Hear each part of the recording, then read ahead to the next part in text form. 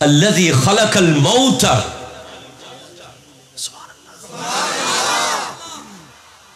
যিনি মৌত সৃষ্টি করেছেন, ওয়াল হায়াতা, পরে হায়াত। প্রথমে মৌত, পরে হায়াত। প্রথমে মৌত মানে আমরা কোন দিন মারা যাব, কোন টাইমে মারা যাব, কোন জায়গায় মারা যাব, কিভাবে মারা যাব, সিদ্ধান্ত আগে হয়েছে। এই একটা আয়াতের দিকে তাকালে আপনার দুনিয়াদারি করা কঠিন। এই যে গাইবান্ধার একজন ব্যক্তি, গতকাল নিউজ চ্যানেলে দেখলাম, উনি ওনার 2022 কিংবা তারও আগে থেকে কবর কুড়া শুরু করেছে। নিজের কবর নিজে করে রেখেছেন, এরপরে কাফন কিনে রেখেছেন খুব যত্ন করে, এরপরে নিজের 4 দিনার ফাতেহা করে ফেলেছেন, এরপর নিজের 40 করে রেখেছেন। সাংবাদিক জিজ্ঞেস করছে, আপনি কবরও করলেন বুঝলাম, কাফনও কিনলেন বুঝলাম, 4 দিনা 40 সব করে ফেললেন কেন? উনি বলছেন, এই নিষ্ঠুর পৃথিবীতে আমার মরার পরে যে আমার কবর করতে মানুষ আসবে, এই বিশ্বাস আমি করতে পারছি না। আমার ছেলে হয়তো ব্যস্ত থাকতে পারে, আমার পাড়া প্রতিবেশীর অনেক কাজ থাকতে পারে, এজন্য আমি কবর কুড়ে রেখেছি। কেউ যেন আমি মরার পরে একটু কাফন কিনতে দোকানে যেতে না হয়, সেজন্য আমি কিনে রেখেছি। আমার 4 দিন আর 40 করতে গিয়ে যেন আমার পরিবারের কষ্ট হয়ে না যায়, তাই আমি করে রেখেছি। অবাক হয়েছি, আমি আশ্চর্য হয়েছি। উনি চলে যাওয়ার প্রোগ্রাম করছেন। আর একজন পপ তারকা মাইকেল জ্যাকসন, নাম আপনারা শুনেছেন, যিনি চেয়েছিলেন 100 বছরের বেশি দিন বাঁচবেন, এজন্য বেঁচে থাকার জন্য যা যা দরকার উনি পার্সোনাল অক্সিজেন চেম্বার বানিয়েছিলেন নিজের ঘরে। 4-5 জন পার্সোনাল ডক্টর, প্রায় 10 জন, একটু বেশ কম হলেই প্রত্যেক বিভাগের FCPS সর্বোচ্চ ডাক্তার উনি রেখেছেন পার্সোনালি। ওনার প্রতিটি খাবার ল্যাবরেটরি থেকে পরীক্ষা করা। কিন্তু 50 বছর বয়সে স্টেজে গান গাইতে গাইতে ধূপ করে পড়ে মরে গেছে মাইকেল জ্যাকসন। ডক্টররা চেক করে দেখার টাইম পায় নাই কি হয়েছিল। আমি আপনাকে বলছি, এই পৃথিবী অনেক কঠিন। এই পৃথিবীর মানুষ আপনার লাশ রেখে বিয়ে খাবে। আপনি দেখেন নাই, রিসেন্টলি দেখেন নাই? আপনারা দেখেছেন তো সোশ্যাল মিডিয়ায়, লাশ এক কোনায় ফেলে রেখে বিয়ে খাচ্ছে, বিয়ের গিফট দিচ্ছে, জামাই আর বউ ছবি তুলছে, হাসতেছে। কোনায় লাশ পড়ে আছে মেয়ের বাবার। দিল ছিঁড়ে গেছে ভাই। কার জন্য করছে? কার জন্য করেন? কোনো অসুবিধা নেই। ওয়ানফিক আলা ইয়ালিকা মিন তাওলিক, নবীজি বলেছেন পরিবারের জন্য যথাসাধ্য খরচ করো, এগুলো সাদাকা।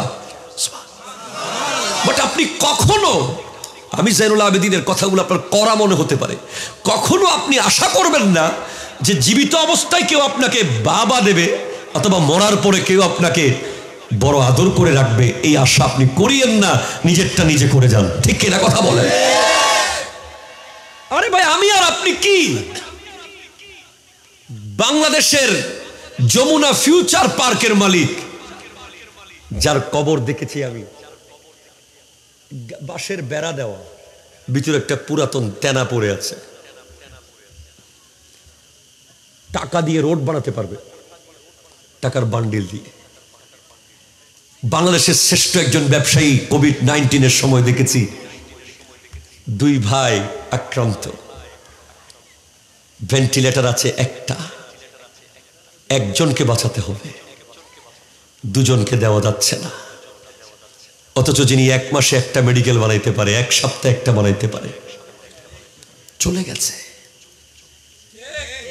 কথা বলেন ঠিক কিনা? কথা বলেন। চলে গেছে। ওই পাকিস্তানের সোহরাব সাইকেলের মালিক মিস্টার সোহরাব, উনি বলছেন ডক্টরকে, doctor I would like to see my family, please invite them.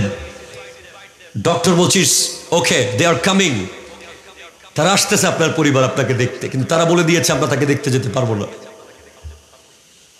সারা জীবন যাদের জন্য টাকা কামাইছে তারা বলতেছে হসপিটালের বিল কত বলেন, পাঠাই দিচ্ছি। বাকিটা আমাদের পক্ষে সম্ভব, সবাই ব্যস্ত, মিটিং এ আছি।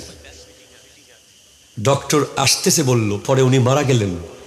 অ্যাসিস্ট্যান্ট জিজ্ঞেস করছে, উনি তো আসবে না বলেছে, আপনি স্যার কেন রোগীকে আসতেছে বললেন? বলে আমি চেয়েছি উনি মরার আগে যেন আরেকবার না মরে।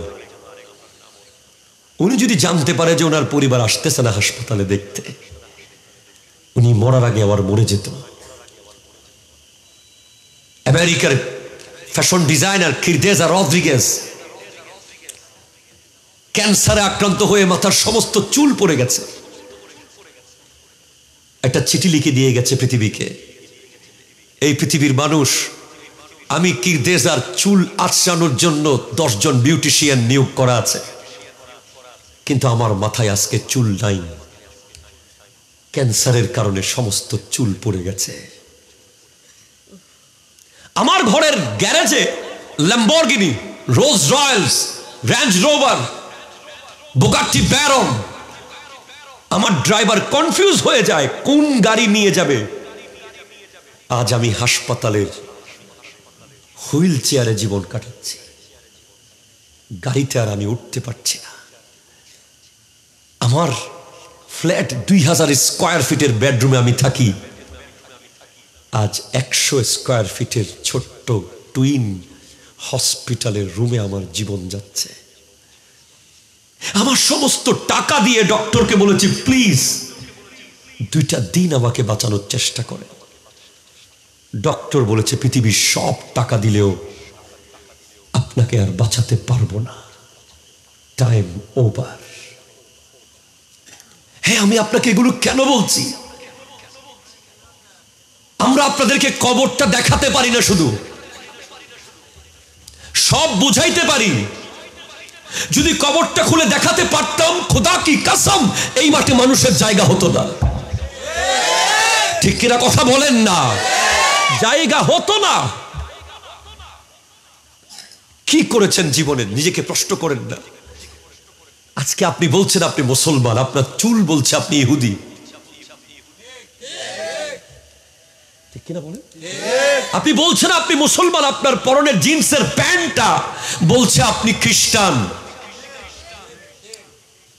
আপনি বলছেন আপনি মুসলমান, আপনার বিহেভিয়ার, আপনার কথাবার্তা, আপনার চলাফেরা, আপনি সালামের জায়গায় হাই নিয়ে আসছেন, খোদা হাফেজের জায়গায় বাই নিয়ে আসছেন, আপনি ফাতেহার জায়গায় ট্রিট নিয়ে আসছেন। আপনার গোটা জিন্দেগি চলে যাচ্ছে স্মার্টফোনের ভিতরে। অনেক দূরে চলে গেছেন, অনেক দূরে। কানেকশন প্রথমে 10G ছিল আল্লাহর সাথে,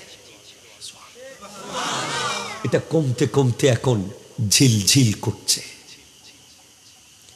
আমি আপনাকে বোঝাতে এসেছি আপনি কোথায় আছেন।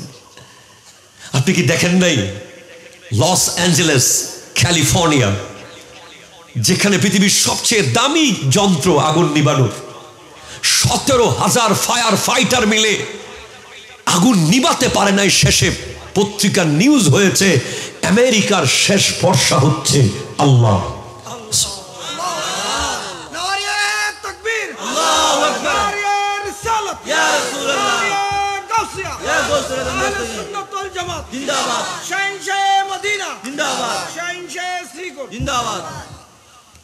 আমেরিকার শেষ ভরসা আল্লাহ।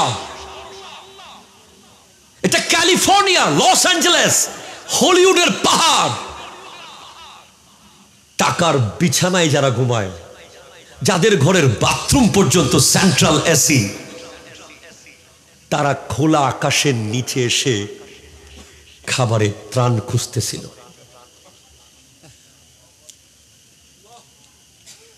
এটা দেখেছি আমরা সচক্ষে।